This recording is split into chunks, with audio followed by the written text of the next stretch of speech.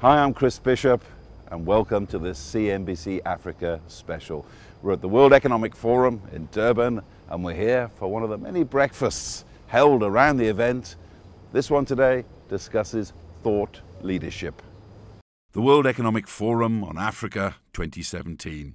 The top names and faces from the world of business and key decision makers gather under the same roof to discuss the future of the African continent. For the first time, this gathering has come to Durban, South Africa, home to the continent's biggest port. While discussions around WEF continued, Brand SA hosted a breakfast focusing on thought leadership on the continent. We want to welcome you to our beautiful city this morning on behalf of our mayor, Councillor Andile Khumalo, who could not be here because of other businesses. Dear delegates, we welcome you to the sunny city of Durban. Welcome also to this thought leadership breakfast on the role of business in achieving inclusive growth. We have now experienced 23 years of democracy. The people of this beautiful country and this stunning, beautiful coastal city have experienced the freedom to express themselves, to live where they wish to practice their religious beliefs, and to vote freely for the ideologies and parties of their choice. However, the majority of them are still held captive by the chains of poverty and unemployment. In the words of our beloved Tata Madiba, our former president Nelson Mandela, I quote, "As long as poverty, injustice, and gross inequality persist in our world, none of us, none of us can truly rest." Close quote. Program Director, we look forward to a robust and stimulating discussions this morning on the active role of business in helping to realize the target of inclusive growth. Once again, we want to welcome you to our beautiful city, wishing you fruitful discussions. Thank you very much. The keynote address was delivered by South Africa's newly appointed Finance Minister, Malusi Gigaba. The focus, achieving inclusive growth.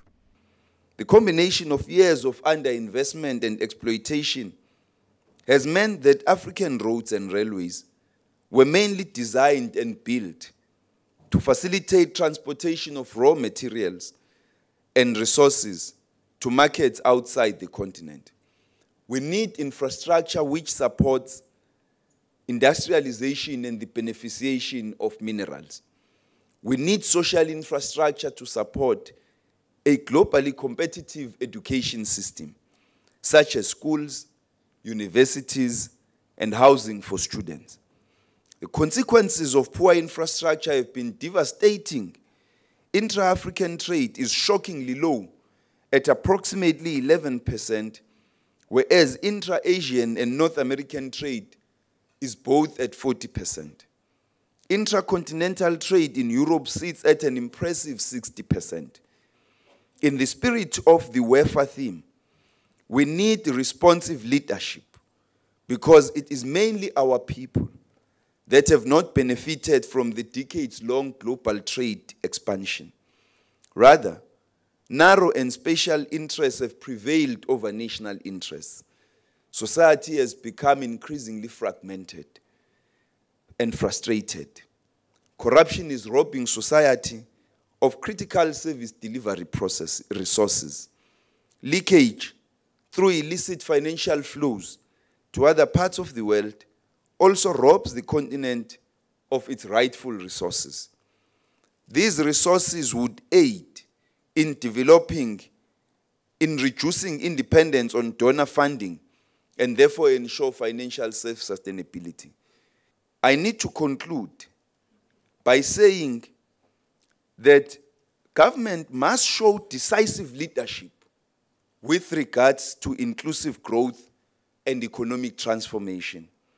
We must sustain the political will to drive this program such that growth results are achieved with real benefits for our people. We must be bold and creative and not limit ourselves conceptually from imagining new approaches appropriate for our national circumstances. Whilst it is important for debate to continue happening. It is important, and even more important, for government to do what government needs to be done to get this economy growing and to transform it. I thank you. Delegates in attendance here included Ghana's former president, John Mahama, and KwaZulu-Natal's premier, among others, who joined the finance minister for a panel discussion. The motion on this discussion, facilitated by Andile Khumalo, was the role of business in achieving inclusive growth. I'd love to start with you, His Excellency, a former president of Ghana. It's a real honor to have you here because until earlier this year, you were the president of the country, and you took over a government that had a clear strategy that was called the Better Ghana Agenda, which you took over from President John Atta Mills. And that has been hailed by a lot of people and economists as very successful at dealing with a couple of macroeconomic issues. But a lot of these macroeconomic issues were quite inclusive in their delivery. I'm talking about, obviously, fast economic growth, which is very important, obviously, but also eliminating schools under trees, also universal healthcare for many Ghanaians. In your term, and not just in your term, even before when you were vice president, you're clearly part of this. Share with us on how was that achieved and how did you manage to bring business on board to be part of that, especially in this world where businesses seem to only care about profits and government only care about service delivery. Thank you very much. Indeed, that's the challenge of leadership, balancing out, carrying out the structural adjustments that make the economy go back on the path of growth, and at the same time ensuring that the vulnerable population, are able to lead a decent and dignified life. Ghana is one of the countries that has gone through the longest period of structural adjustment. From as far back as 1984, we had the Economic Recovery Program. And at the time, the IMF and the international financial institutions had one prescription, that is adjustment. And our countries were forced to withdraw all social support, that is subsidies to education, healthcare, and all the pro-poor policies that we had coming from a progressive government like Dr. Kwame Nkrumah's government. Now, I believe our countries have gone through a learning curve, and the international financial institutions have gone through a learning curve. And so they accept that while you're carrying out structural adjustment, you must put in policies that protect the poor and vulnerable. And that accounts for the social safety nets that we introduced in Ghana. And so we have the school feeding program that serves 1.5 million hot meals to Ghanaian children a day. We have the healthcare program you talked about, the national health insurance, so that, just by paying a small premium of 25 Ghana cedis a year, one is assured of quality healthcare throughout the year. And so that is working. We have the Livelihood Empowerment Against Poverty program that gives cash grants to the poorest households across the country, 150,000 households. I believe that inclusive growth talks about sustained growth that provides decent jobs, reduces poverty, and the market is not the best arbiter in being able to achieve this. The market is good to spur investment and to spur growth, but as a mechanism for distributing the fruits of that growth, it's the most inefficient. And that is why the public sector and the private sector must partner to ensure that a section of the people don't feel so left out, that they have no stake in maintaining the state. And that is what we're seeing in several countries. There are people who see no future, and the state doesn't care for them. And so you have Boko Haram come and want to recruit them as terrorists. They buy that ideology, and they have no stake in maintaining the state, and so they take up arms against the state. And so distribution of the fruits of growth is a responsibility of government and a responsibility of the private sector, because the private sector needs an enabling environment to be able to invest and make their profits. Great stuff. Thank you so much for those comments, His Excellency. Much appreciated. I took down the point about the role of business fundamentally to create jobs, and then the role that's played by government in doing so. Let me move on to the Premier of KwaZulu-Natal. How does government convince business to not only invest and focus on perhaps the kind of no-brainer investments in those markets, but also be part of some of the infrastructure investments that may not deliver the financial returns as immediate as they would want, but certainly deliver an immediate social return? The important thing is we all have a social responsibility towards all citizens, both the public and the business sector, and the public and private sectors. Now, it is our duty to ensure that business is done in as much conducive an environment as possible, and it's possible. And when we work them together, it's possible to get that investment going in all of these areas. That is why you do not see investment only taking place in one area. But that is inclusive of all of the other leadership, the municipalities that prevail in those areas. They get a platform, they get an opportunity to convince. It's their duty to convince business. It's not only the provincial government. So we're not a centralized, we do not employ a centralized approach only.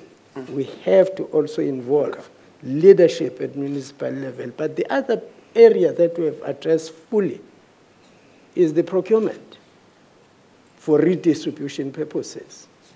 It's another area that we have found very necessary to accommodate all types of enterprises. Because without preferential procurement from government, which is one area where historically, the established business sector has managed to monopolize that access to government resources. But we are now saying there are many out there, there are many other enterprises, especially the cooperative form of enterprises, the genderized enterprises, your women's sector. Without government deliberately targeting them for procurement, they have no chance of competing with big business. And it's working to our favor. And it's all done within the framework of the policy and law. Right. All right. Thank you so much, Premier. And I guess the argument can be made that there's no reason business can't be doing the same for its own procurement. We're going to a break now. Do stay tuned. In the second half, we're going to get some more fascinating insights here at the World Economic Forum in Durban. Stay tuned.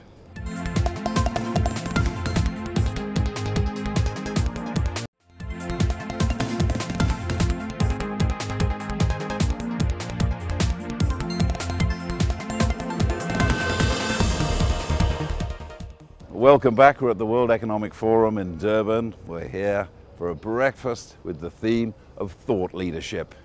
As the discussion on the role of business in achieving inclusive growth continued, the voice of Dr. Bengu Baloyi, the only female on the panel, grew stronger.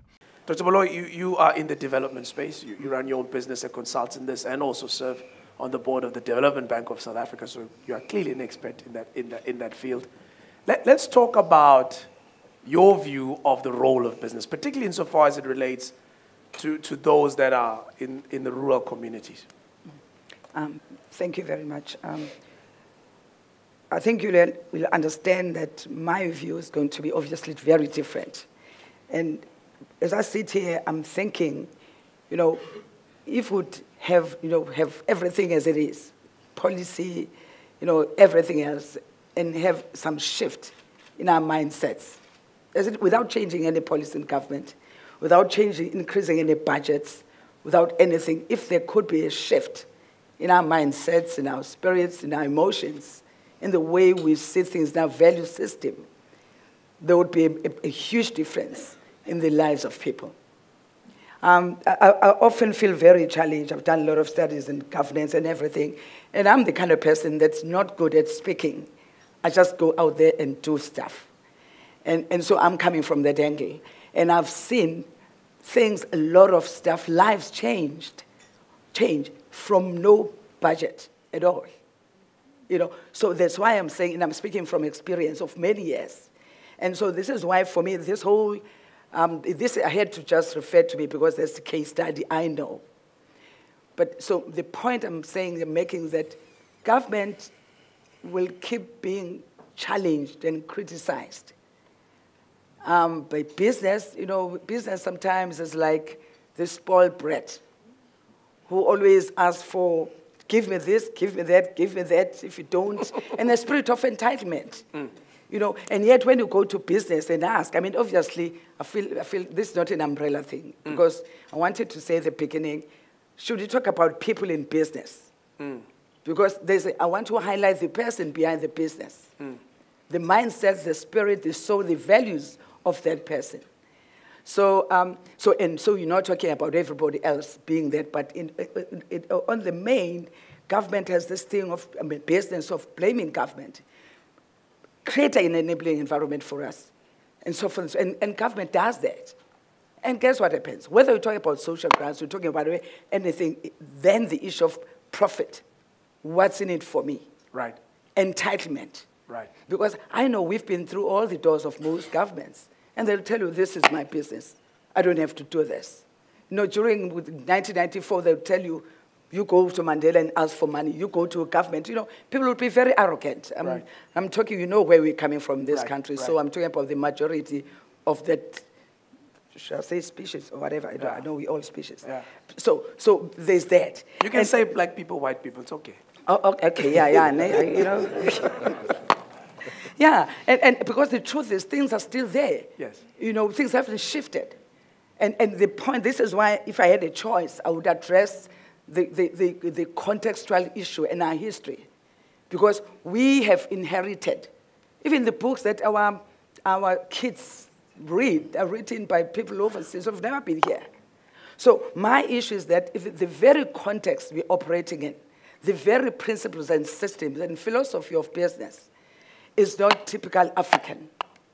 And if I had a way, I would tell you about the African midwife philosophy that I'm working on. And so we've inherited this thing that says it's me first, and I don't see another person. When you come to my house and I'm eating, I can't eat without you eating. Others would have been very comfortable. We're not appointed, we're not invited, so that's me. So what I'm saying is those kinds of things, we sit in these boards, we say these things, that mindset, that attitude has not changed. And unless that changes, government will keep being criticized. We have this policy, have that policy, put more money and everything. People are just not prepared to contribute to the welfare of this country. We're in 2017. South Africa is ruled by a black government. We have the opportunity to use a similar strategy to make things work the way we would like them to. So if Dr. Baloy had the ability to drive the change that she thinks needs to be driven, what would it look like? The first thing that you need, I honestly mean it, is commitment. It's commitment. I want to read this thing that says, not all that counts. Okay, where is this thing? Yeah. Money will not create success. Rather, the freedom to make it will. And by freedom, that's what we're looking for from business. How? In fact, I'm not sure if we're looking for it. How do we get what it's that freedom? This midwife philosophy that I'm talking about, a midwife facilitates the birth. My honorable minister said, we need a rebirth. It's a philosophy that looks at facilitating the birth of a vision. Right. Because all of us, and Socrates and Plato say that every person were born with potential, with great potential. And there's another thing with business, the tendency to think that when you talk about the people that are to be included, or rural areas who are highly excluded and women, is that you're talking about the risk. That's the first word that comes. And I think our language has to change after our mindset. You're going to people that are a risk. And the second mindset is that you're going to people who have nothing, who are going to be expensive, who need, and you go to rural areas. Okay. Became clear from the discussions here that it will need a united Africa to achieve inclusive growth. So says South Africa's Minister of Tourism. A very important platform where we share best experiences and where the Minister of Finance is really giving to say what South Africa is lined up to do, because as we open platforms like this, we're looking at sharing what South Africa is doing to grow its economy, to ensure that our people are able to participate in the economy. And as we grow it, you are able to create the much needed jobs. And enterprise development comes key. and government leveraging on the fact that the whole world is coming to Africa, the focus is on Africa. It is at a point in time where we have to open opportunities for our people. So we're standing a very good ground to also, as we open those opportunities for our people, we are able to work that along with our African partners. So sharing best practices from Africa and also identifying the gaps that have been confronting the economies in the countries where, for instance, if we talk education, because all of us as Africa will prioritize education, will prioritize health, will prioritize issues of ensuring that our people can also participate. But the skills remain a critical issue. So interestingly is how South Africa has also identified that our young people, whilst we have invested much more in having the most world-class standard universities in the country, we continue to want to motivate our young people to get into colleges, into institutions that would give them the technical skills, because in the identification of areas that we can grow our economy, be it your manufacturing, be it in your agro-processing, be it in your oceans economy, we are looking at the skills. We have identified, in fact, the skills that are needed in which of the areas, and therefore we are encouraging our young people to get into those skills, technical skills, because that is where the next round of them participating in the economy. But at the same time, we're looking at business opening themselves to participation, supplies, participation as entrepreneurs by our young people. Ghana's former head of state was here and talked of his work for Africa. I'm happy about the opportunity that we have got at the World Economic Forum to discuss issues that create a common challenge for all our countries, especially in respect of inclusive growth. Africa's population is growing at the fastest rate. It's the fastest growing continent.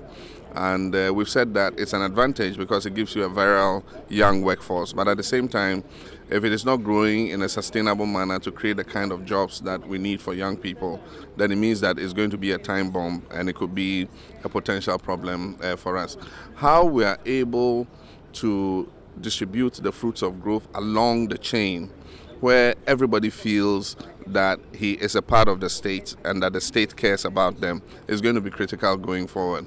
Because once people lose faith in the ability of the state to protect and guarantee them a good existence, then they don't care whether the state survives or not. And we're beginning to see that in places like Somalia. You're seeing that in South Sudan. You're seeing that in parts of northeastern Nigeria where, people are being recruited to join the terrorist Boko Haram. It's because they don't see any future really in their existence in that part of the country. And so I think that as much as possible our countries should be pushing both for the geographical spread of the fruits of growth, making sure that in every single part of the nation people have the basic social services that makes them able to live like human beings. At the end of the day, it is all about hard work and selling. That is, selling African countries to world investors. I think in the immediate future, we need to address the findings by rating agencies. Those are our top on our agenda.